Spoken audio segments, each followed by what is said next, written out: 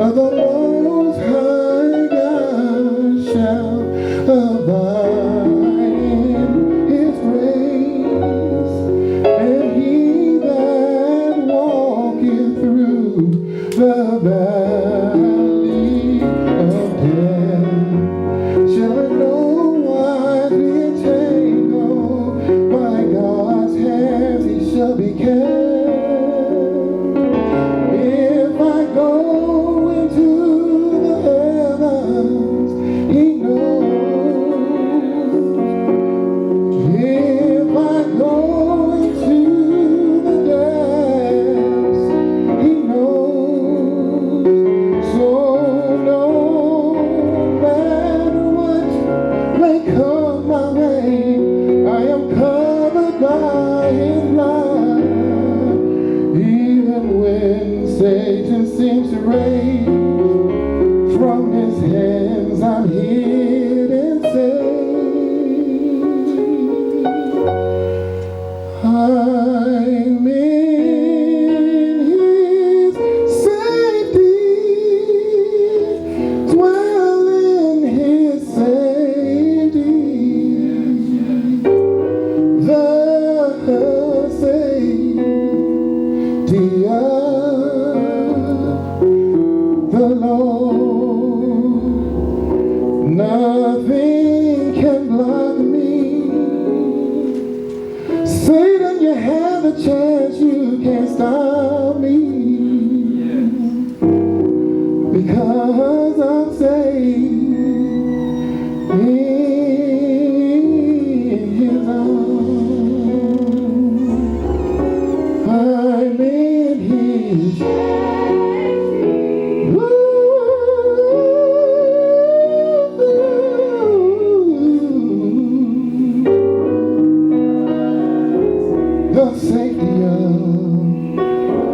the safety of the Lord.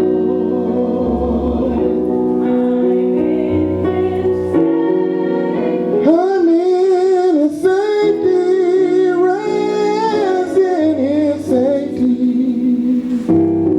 The safety of the Lord.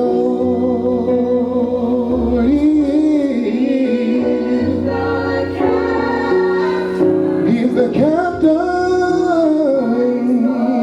of my soul. He is the fortress from all wrong.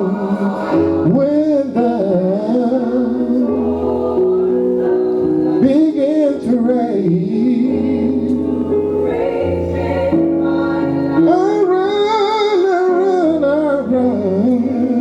I run into the Master's arms. I'm in his safety, dwell in his safety.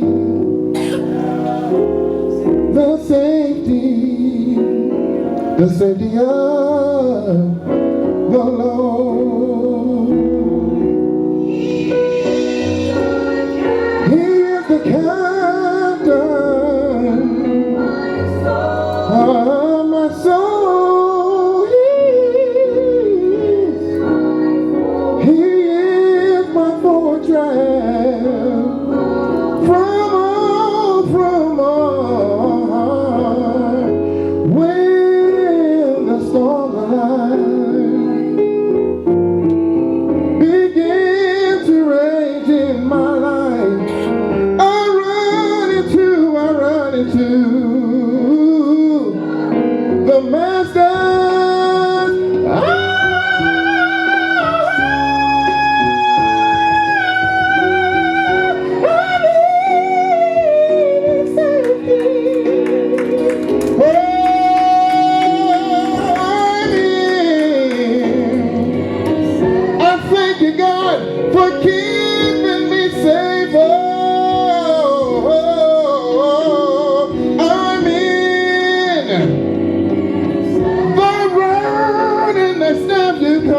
me, God. I'm in His safety, yeah.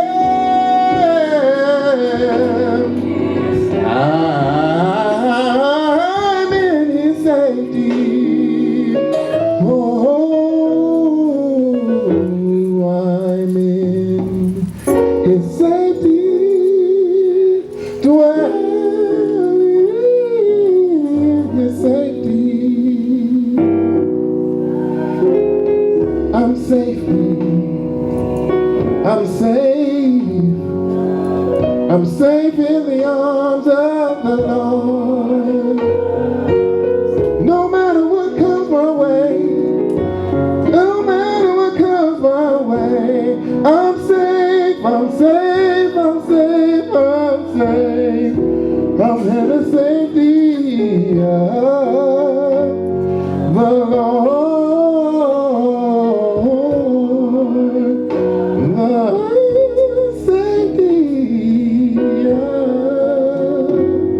The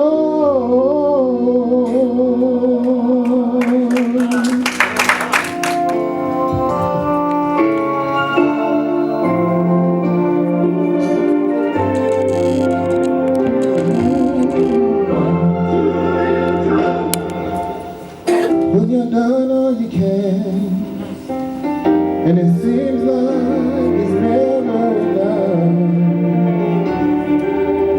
what do you say when your friends turn away and you're all alone, alone?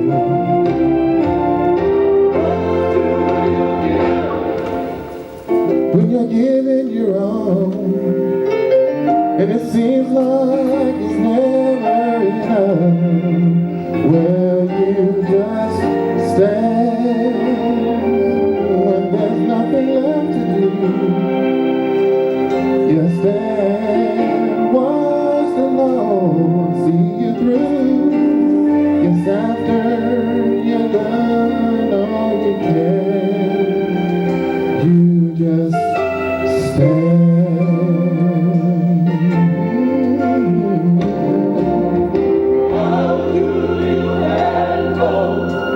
The gift of your past. Tell me, how do you deal with the shame? Oh, how can you smile when your heart has been broken and filled with pain? Tell me, when you're giving your all, and it seems like you're never enough, well, you just stand when there's nothing left to do. You stand, watch the Lord see you through. Yes, after you've done all you can, you just stand and be sure. Be not entangled in that bondage again. You just stand and be sure. Oh, God has a purpose.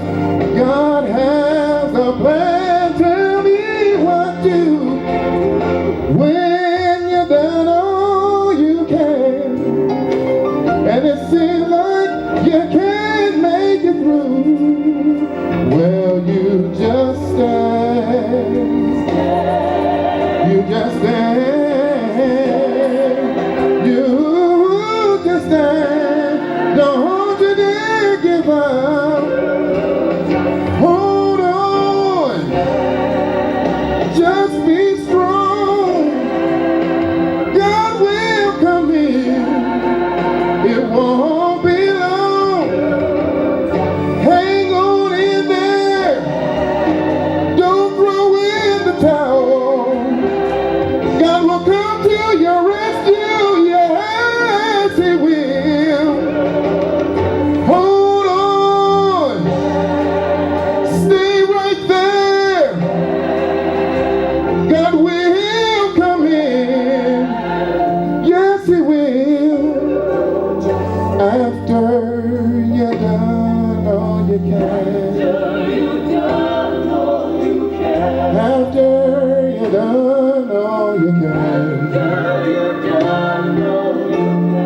After you've gone through the hurt,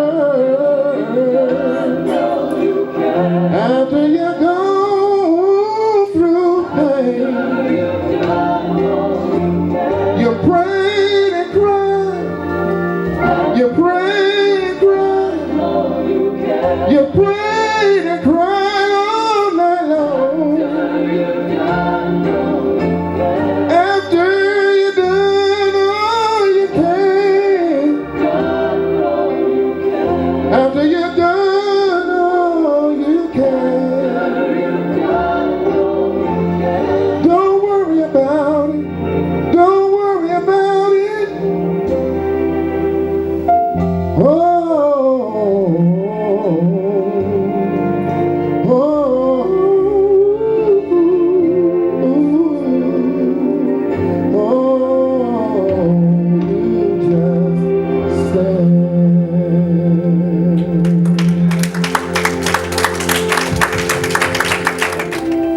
They read so well from Nehemiah chapter 4.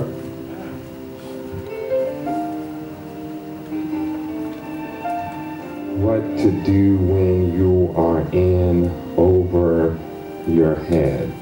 Has anybody ever had an over your head feeling before?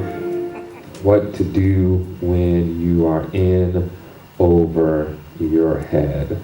My brothers and sisters, it is a fact of human existence that we are not, our bodies, our minds, our spirits are not an eternally renewable resource. In other words, we have limits, we have boundaries. There are, despite how at times we may feel, we all come to the place where we just hit a wall and we just can't go any further, where we have given our best, we've given our all, and yet the demands that are in front of us don't seem always to line up with the strength that we have within us.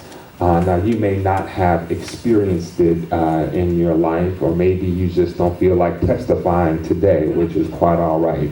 But I will testify on your behalf. I know that there have been times in my life, both as a student and post my schooling career, where the demands that were upon me were greater than my resources to be able to meet those demands, where it seemed like I had more bills than I had money to pay those bills, where it seemed like there were more tasks than I had energy to meet those tasks, where it seems like there were more demands than I had resources to deal with those demands. And I come to the question over and over again when I get into the place, how is it that I am supposed to function in a life, in a world where it seems like what is being demanded of me is constantly more than my ability to meet that demand? What do I do when I am in over my head? And my brothers and sisters, it is complicated by the fact that it's not just a rational conversation I have to have with myself, but one of the things that I've begun to learn and understand about myself is that when I am at a place where I am feeling my most tired, when I'm at a place where I am feeling my most vulnerable, when I'm at a place where I'm feeling my most frustrated, it would be wonderful if at those moments I was in my strongest emotional place to deal with it, but it never seems to work out that way.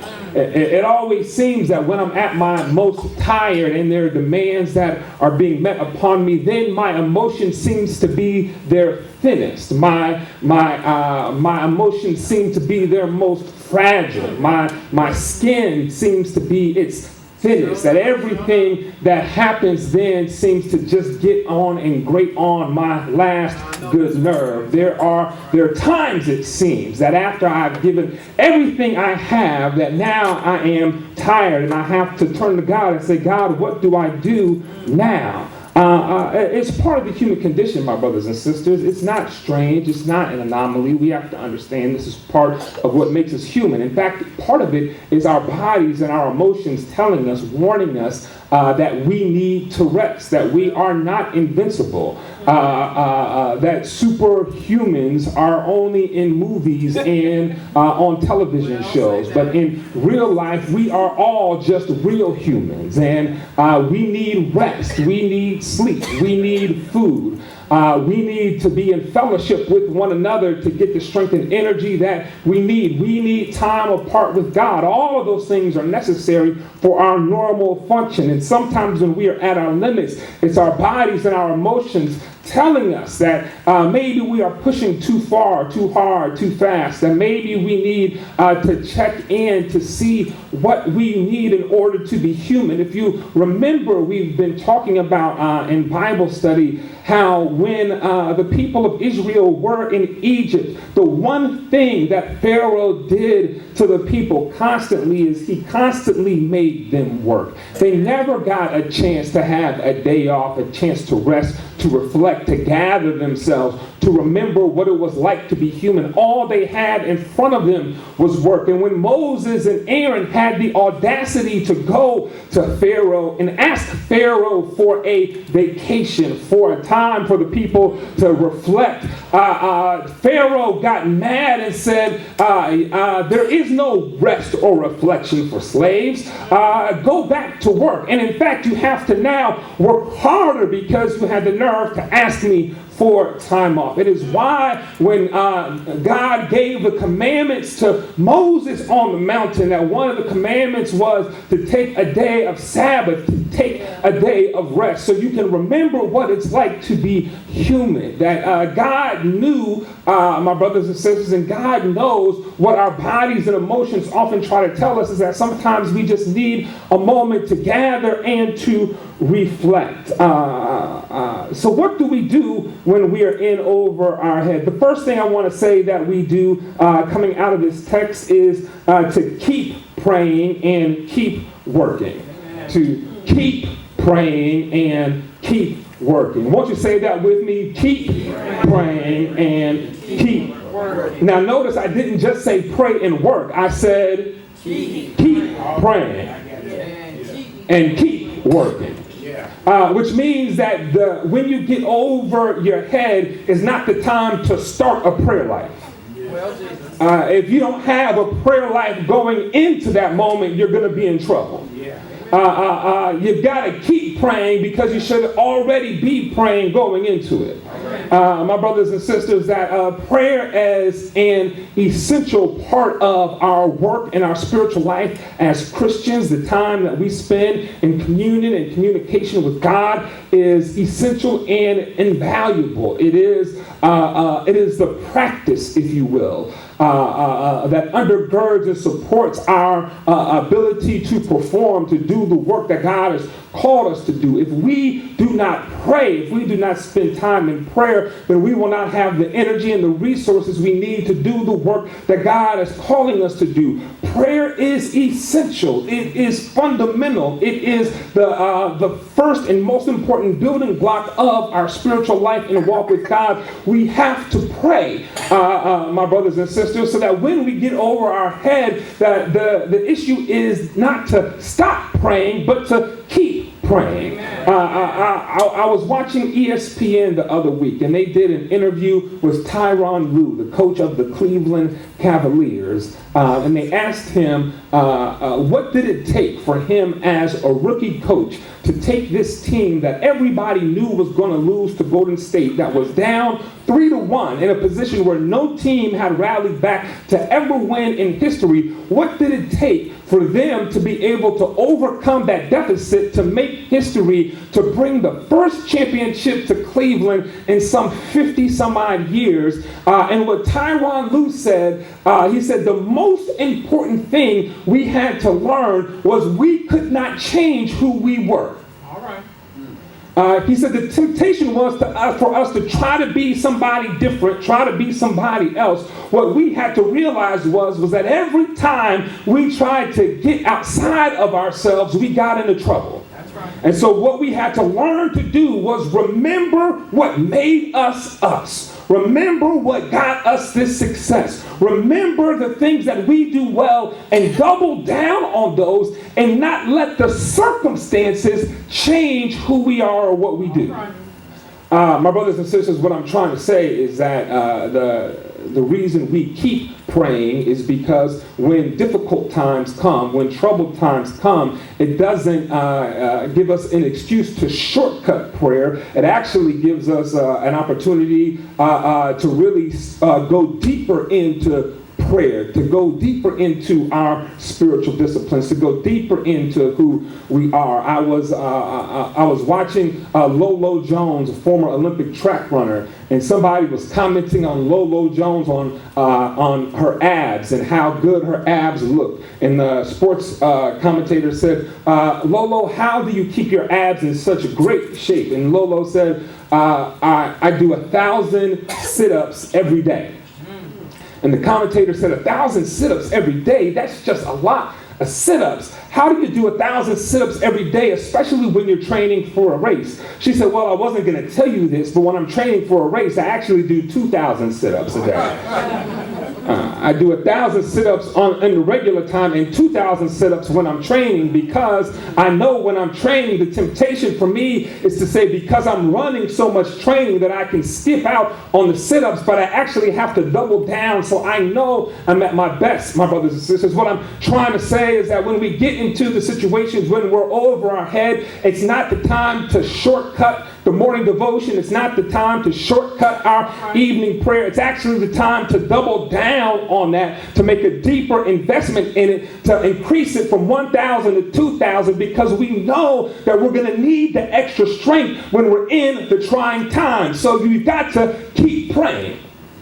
But not only do we need to keep praying, but we need to keep working. If you look throughout Nehemiah, Nehemiah is a perfect example of what James talks about when he writes the letter. You might remember James in his epistle says to the church, faith without works is dead.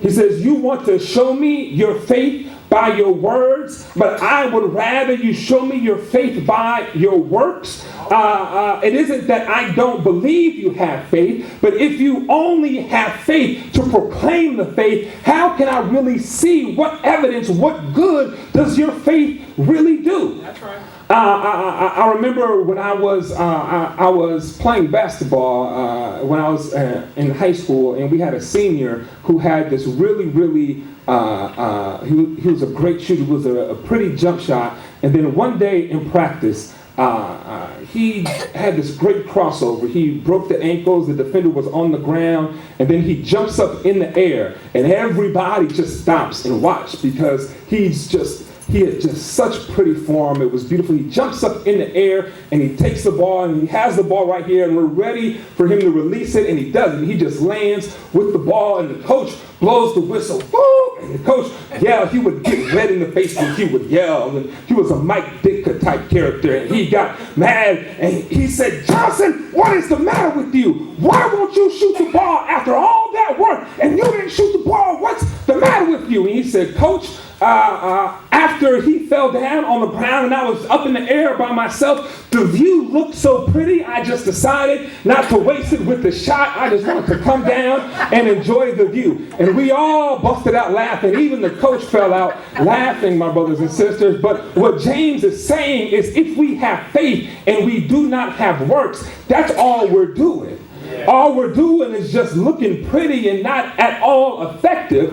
James is saying is, you've got to take your faith and put it to work. You've got to shoot your shot. You've got to get in the game. You've got to do the work. You have to combine the faith and the work. And just like that, I would say Nehemiah shows us how to combine prayer and work. Notice every time Nehemiah prays throughout the text, he does not stop with the prayer, but he follows up the prayer with the work. At the beginning of Nehemiah hears that the wall is in disrepair. So what does he do? He prays to God. God, your people are suffering. They don't have a wall to protect them. What's the next thing he does? He goes to work to talk to the king to figure out how to get the resources to build the wall. He comes back in chapter 2 and he sees what's happening with his own eyes, and he's heartbroken, and he prays for God to give him strength to do the work. And then what does he do? He gathers all the elders together and he creates a plan to do the work. Here in chapter 4, Sanballat and Tobiah are saying the work is going to fail. There's no way they're going to get it done. These people are ridiculous for doing this work. And what does Nehemiah do? He prays, God, you hear how they talking bad about us.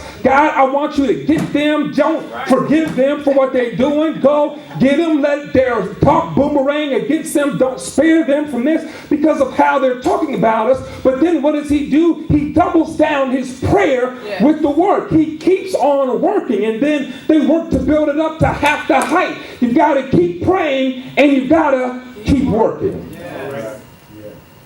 My brothers and sisters, but if we're going to be honest about this, and sometimes this is the challenge of preaching and reading the Bible stories, is because when we read the Bible stories, these things happen so quickly. In one reading, in 15 or 20 minutes, we read the beginning of the story, the working through the story, and the resolution of the story. And so in 20 minutes, we've already gone through all of the emotional arc of the story. When we come to church, and we bring all of who we are and our challenges, our burdens, our problems for the week. We place them in God's hands. We hear a sermon. Hopefully we have hope when we leave, and we walk out with that hope. In a span of an hour and a half, we have that, my brothers and sisters. But the challenge is that life does not always work in the time span of reading the text or even preaching about the text. All right. In other words, my brothers and sisters, sometimes the songwriter that said, I'm so glad trouble don't last always, and trouble might not last always, but sometimes it does last a mighty long time. Amen. Amen. I was re-watching the other day the Matrix trilogy, and I was watching the second Matrix movie, and I loved the first Matrix movie, but I hated the second Matrix movie. And part of the reason that I hated the second Matrix movie was because it was just there to get you to watch the third Matrix movie. There was really nothing all that great or spectacular that happened to it. It wasn't a whole lot of substance. It was just to give you enough and leave you on the cliffhanger, so you had to come back and watch the third movie to see how the story ended. That's the only purpose it served. And so I was really angry about that, my brothers and sisters. But a lot of times, that is how life actually happens. It doesn't wrap itself up neatly when we want it to, that the trouble still lingers. And at the place where we think or we would hope that the trouble would end, we're just left in a cliffhanger waiting for the next part because the trouble is still carrying over.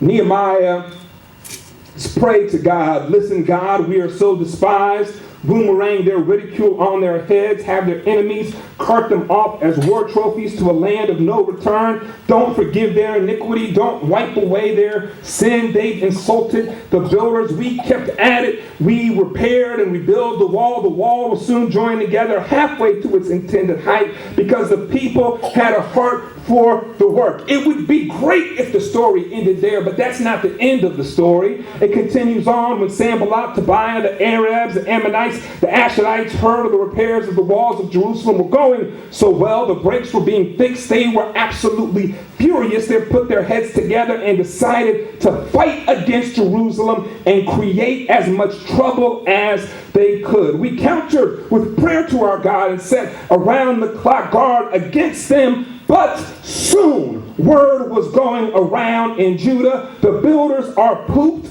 The rubbish piles up. We're over our heads. We can't build this wall. Despite the prayers and despite the work, despite the fact that they had even gotten halfway home to their target in the work, the people were still ready to give up. They were exhausted. They did not feel energized from the work that had happened. They heard the reports that the enemies were going to fight against them. And so they were in over their heads. It's a challenging time, my brothers and sisters, and it's even more challenging because here in this text, what you would see if you, to give you a sense of the geography to help you understand this, was that Sanballat and Tobiah did not live in Jerusalem. Sanballat was, according to biblical historians, probably the governor of Samaria. Samaria was north of Jerusalem. The reason that is important is because this was not Sanballat's home. Sanballat lived in another country, which also meant that they did not see Sanballat regularly. So their biggest opponent was an enemy that they did not see, but they could hear. They could hear the rumors. They could hear the stories of the Ammonites and the Asherites organizing together to come and fight. They could hear the rumors, but they couldn't see the enemy. Who they saw was one another. And this is my second point, my brothers and sisters. This is a challenge at times is when you're in over your head, you've got to find a way to rally around your team. All right. You've got to find a way to rally around your team. There is, we say every Sunday when we gather and worship together, how is it that we can claim to love God whom we do not see, if we do not love our brothers and sisters who we see every day? Amen. Amen. My brothers and sisters, the same is true on the flip side, that as the scripture that Brother Tony read said, we wrestle not against flesh and blood, but against powers and principalities. In other words, my brothers and sisters, what I'm trying to tell you is that the biggest enemy you have to face is not an enemy that you see. All right. Say that. In fact, the biggest enemy that you face, you may never see. That's right. But the challenge is, because we see one another all the time, is to take the anger and frustration about the enemy that we're facing that we can't see and take it out on our brothers and sisters who we do see. I can't see my enemy all the time, but I see Pastor Rick at least once a week, most weeks, and so it's easier for me to be mad at him and take it out on him than it is to take it out on an enemy that I can't see. All right. My brothers and sisters, but the challenge, what we have to do is learn to rally around one another, understanding that we are in this together. Yeah. All right. That we are all on the same team. And the facts about it is we really face a common enemy. And as long as we are infighting with one another, we never have the strength to face the enemy that's out there. We've got to be able to rally around one another and work through the issues together so that we can stand strong to face the enemy.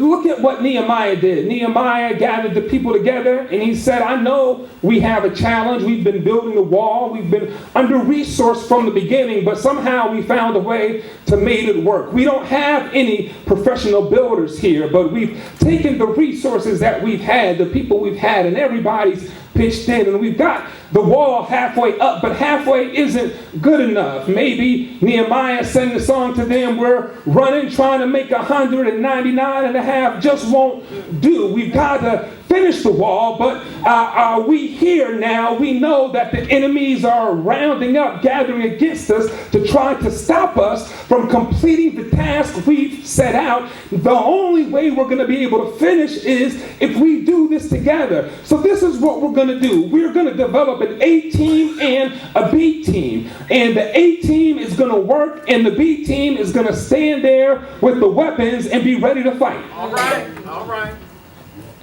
And when the A team is working, the B team is fighting. And when the B team is working, the A team is fighting. One team works, the other team fights to protect the workers. And Nehemiah said, just in case somebody from the A team is working on a wall by themselves, make sure that you work with your hammer in one hand and your sword in the other. That's right.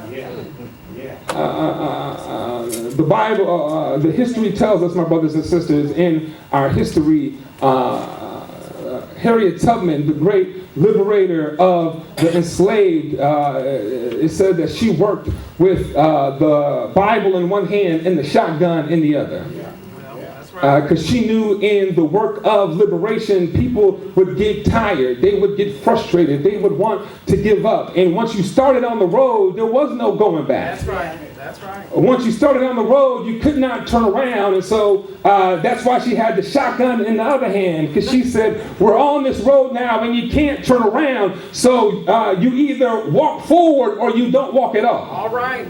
All right. Sometimes, my brothers and sisters, in order, we've got to understand that the challenges coming against us are real. Amen. Yeah. Amen.